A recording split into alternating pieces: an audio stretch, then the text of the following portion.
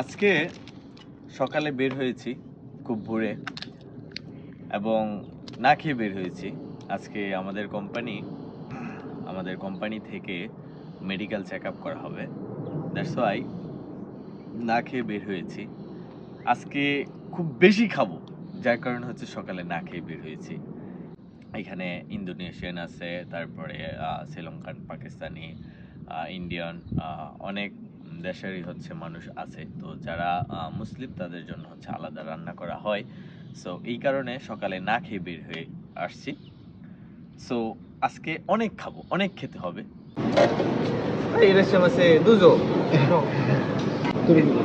はい。しょっぱい。これもうタル肉。 এই যে রান্নার আয়োজন, রান্না চলতেছে। এখানে একজন ইন্দোনেশিয়ান এই যে চলে আসছে, ও হচ্ছে ইন্দোনেশিয়ান, আর বাকি দুইজন হচ্ছে জাপানিজ। ওরা খুব কষ্ট করতেছে রান্না করার জন্য, কারণ যদি কোনো কারণে রান্না ভালো না হয় তাহলে বদনাম হয়ে যাবে। সো দ্যাটস ওয়াই ওরা খুব চেষ্টা করছে যে রান্নাটা ভালো করার জন্য। আর এই যে রান্না দেখেন, এগুলো হচ্ছে কমপ্লিট হয়ে গেছে। এই রান্না দেখার পরে কি আর আসলে মন চায় যে অপেক্ষা করতে? তারপরেও অপেক্ষা করতেছি সবাই একসাথে খাবো বলে। এই যে গরুর মাংস, আর এটা হচ্ছে মুরগির মাংস।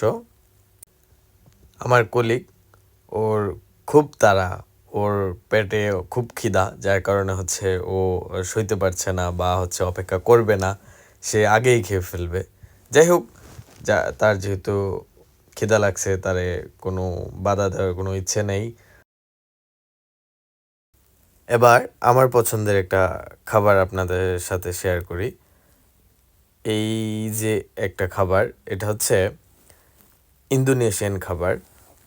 এই খাবারটা যারা খেয়েছেন জাপানের মধ্যে বা ইন্দোনেশিয়ান যদি কোনো ফ্রেন্ড থাকে, তাহলে হয়তো তারা জানবেন যে এই খাবারটা অনেক টেস্টি, এবং এটার সাথে মিষ্টি জাতীয় একটা সস থাকে, আমাই বলে এটাকে।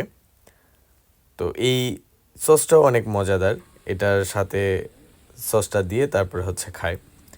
আর এই যে আমার চাচা, এই জাপানিনা চাচা, সে নিজেই রান্না করবে, সে কাউকে রান্না করতে দিবে না, এজন্য সে কাউকে কাছে বিটতে দেয় না। যাই হোক, চাচা চাচার মতো রান্না করুক, আমরা খেতে পারলে হইলো। সুস্থ থাকবেন সবাই।